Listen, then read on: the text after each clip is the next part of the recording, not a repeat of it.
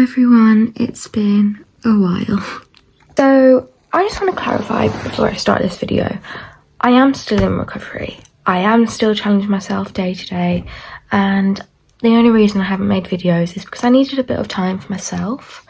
As everyone does, because even though I make these videos to help other people and help myself, I am still a person who still needs some time off.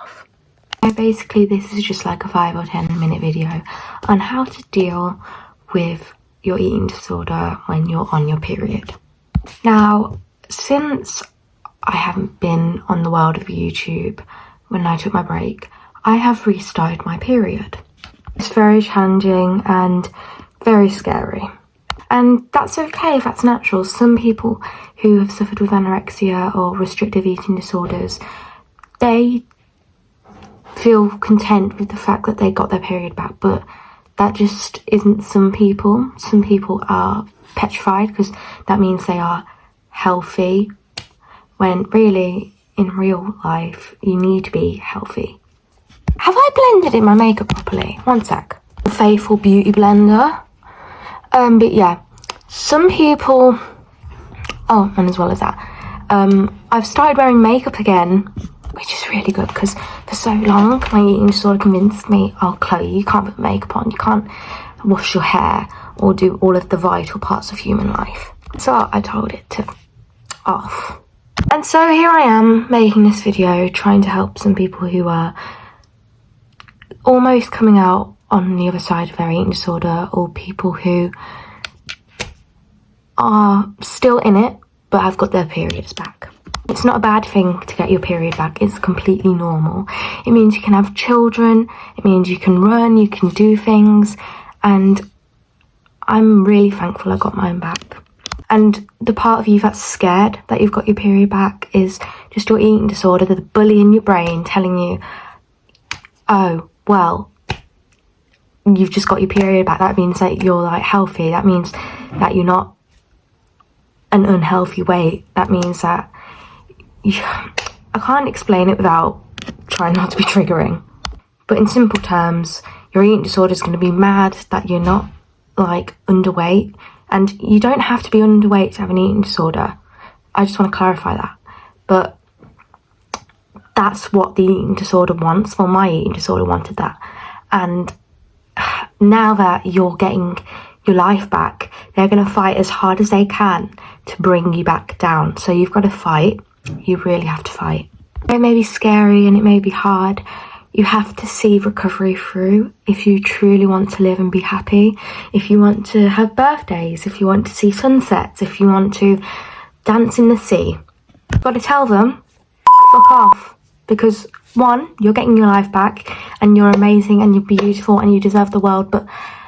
And although the eating disorder might be telling you you're the burden, that's wrong. They're just reflecting their own insecurities onto you.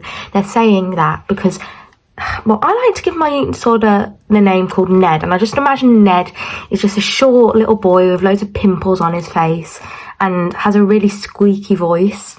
So I like to go, fuck off Ned, because Ned who? No one likes Ned. Like, I've never heard of Ned. Side joke. But anyway, I just want you to know that it's completely normal to feel like you want to go back when you've got your period back. But what you have to do is you have to rationalize. And I'm not a professional by any means. The only qualification, if you will, that I have is experience as someone with an eating disorder.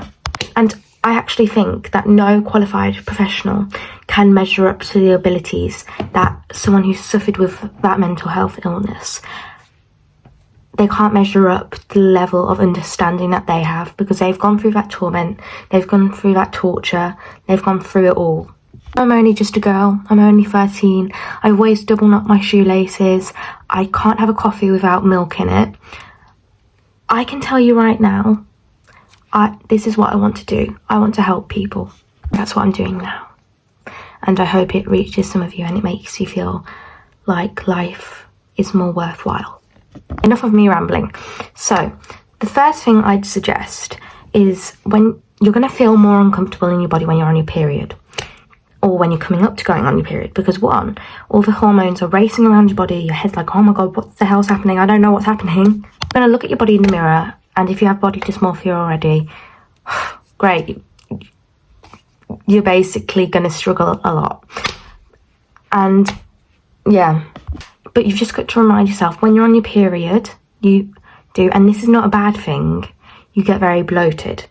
And as well as that, you're not going to see yourself clearly, because there's somewhere in a room on a piece of paper that your psychiatrist, if you've been diagnosed with body dysmorphia, there's somewhere in a room far, far away where it says, Chloe, whatever your name is, suffers with body dysmorphia and anorexia nervosa, or bulimia, or an anxiety disorder.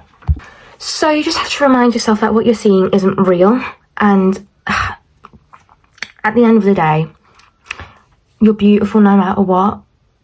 And this is something I really struggle with, because I look in the mirror and I think, oh my god, it's my own eyes. I know what I'm seeing. I know what I'm seeing. But really, think of all those diagnoses you've had if you've been in hospital and all that. And you don't have to have a diagnosis to be valid, by the way.